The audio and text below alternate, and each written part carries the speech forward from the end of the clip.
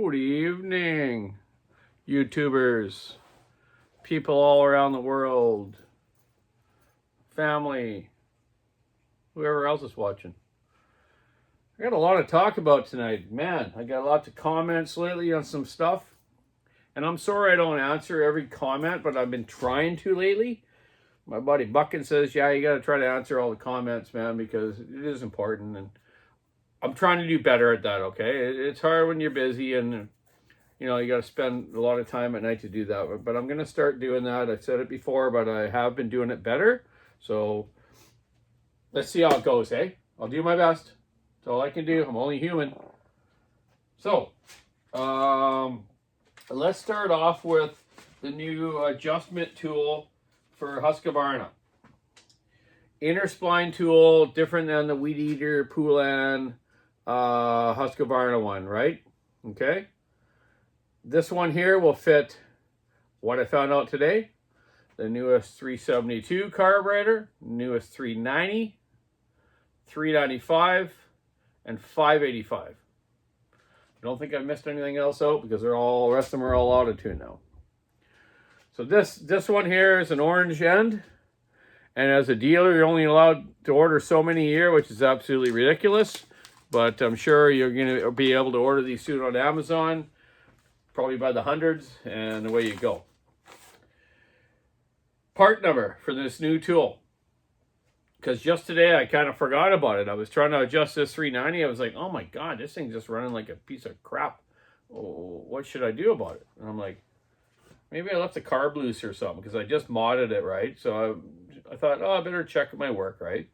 So I brought it in, pulled the new cover, the top cover off, the air filter cover, then went, oh, you idiot, it's got the new carburetor. You need the other tool to adjust it, because the other tool wasn't doing it. And I thought it was, but it wasn't. So even us professionals, which sort of I am, make mistakes. So there you go. No one's perfect in this world. And if you are, well, good for you.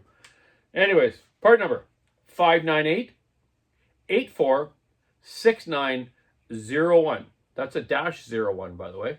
But on the Husky order sheet, you can always put the full number in without putting spaces, right? If you're a Husky dealer, right? On the current order sheet. Another fellow was asking me about the black coils I put on 372s, 390s, smaller saws. It's the black ignition that's not a rev limiter of Husqvarna. The one I use is part number 544-04-70-01. There's different part numbers for the black coils depending on models, but that one I just order all the time. And I order I think me and Johnny order 40, 50, 60 at a time. That way we never run out, right? Because like you've heard on the internet and seen on YouTube, that there's been a supply shortage with a lot of parts of Husqvarna. But we normally aren't too bad. We normally keep enough stock that we won't run out in between back orders. But there is some stuff right now on back order that will be a while, but it almost forces a person to go aftermarket, but I really don't want to. Unless it's a simple thing like exhaust deflectors or something like that, right? But nothing to do with motors. And the reason I'm saying that, actually, because I did a little test with a friend of mine a couple weeks ago. I had one Highway 372 big bore pop-up cylinder kit that I was going to use on a build for myself, just for something to do and try and test.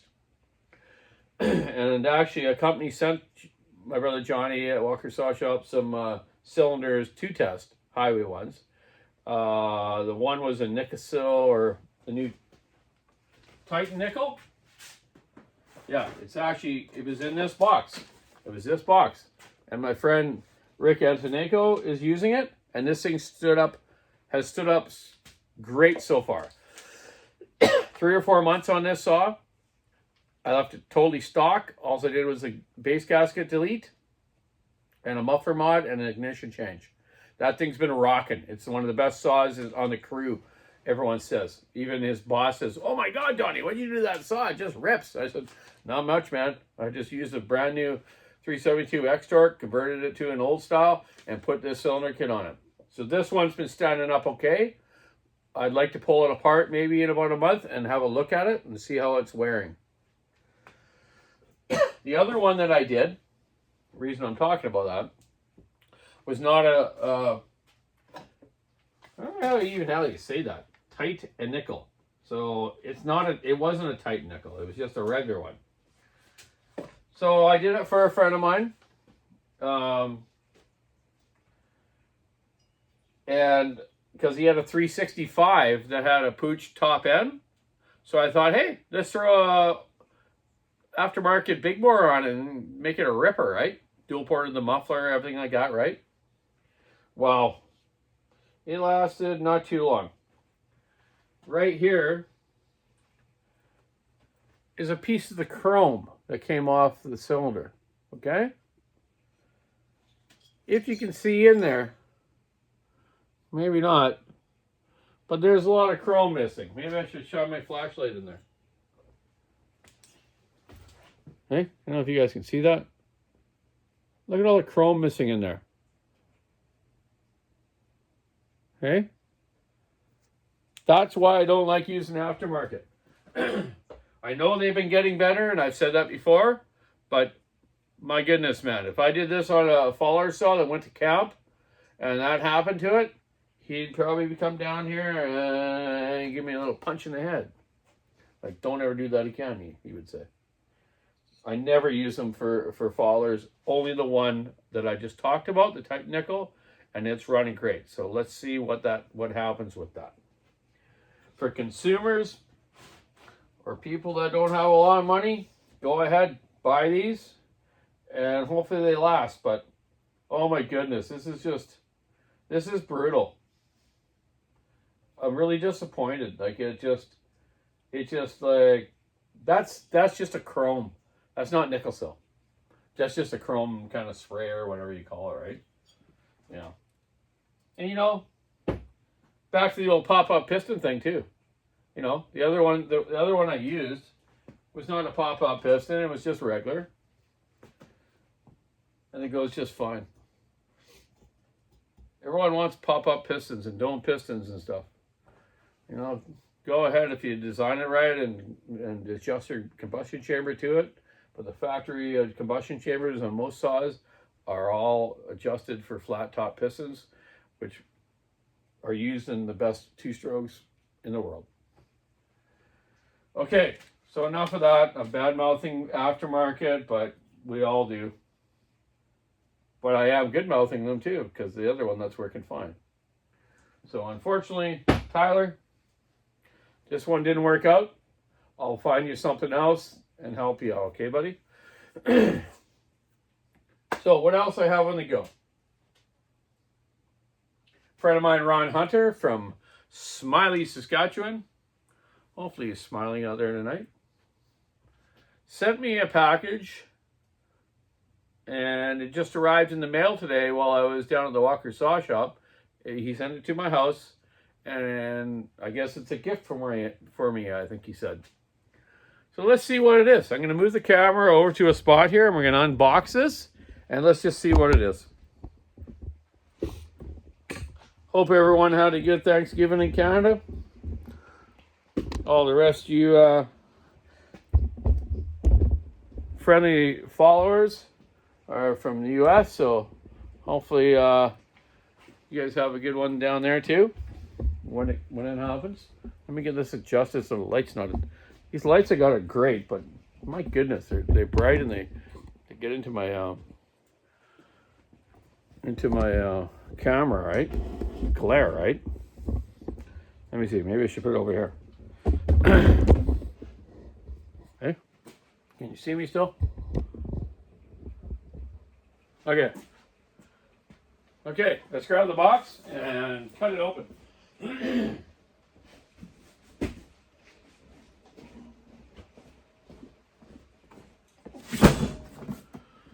There we go. It's a big box. It's heavy. It's a heavy saw. Let's see what it is. Let me get a knife, or a cutter. I can open that with. There we go.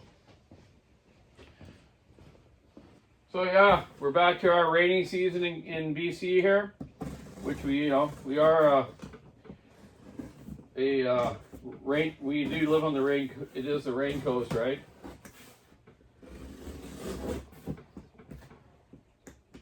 Rainforest, rain coast, whatever you want to call it.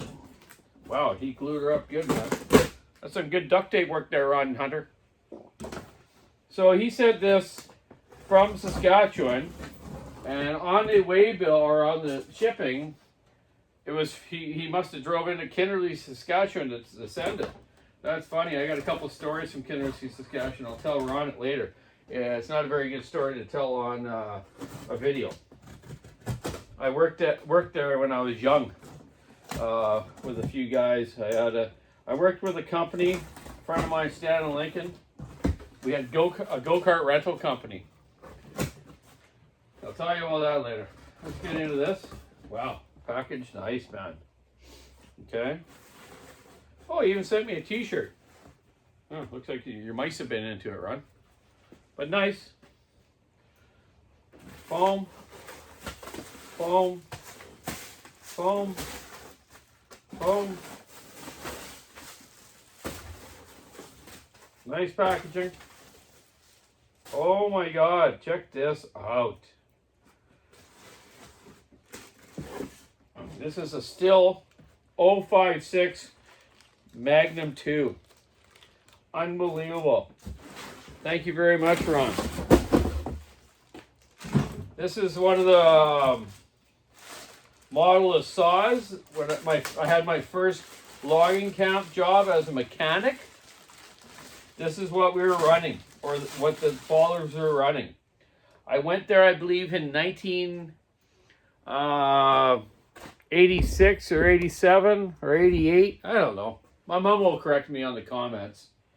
But they were running these saws. And when I went to this logging camp in Sabellis, BC, there was one back room full of these that were completely in parts. And rows of parts for this model of saw. I quickly figured out how to work on them. And then I found that, my goodness, most of them were all, what the fallers were using, were all wore out and crappy. So I called up my boss, Henry Fedgy, Rolla Fedgy, sorry. Henry was the brother there. And I said, why are we running all these old 056s when the 066s have been out for a while, or 064s, a Superior saw? And he says, I don't know, no one's ever asked me up there. I said, well, I'm asking you right now.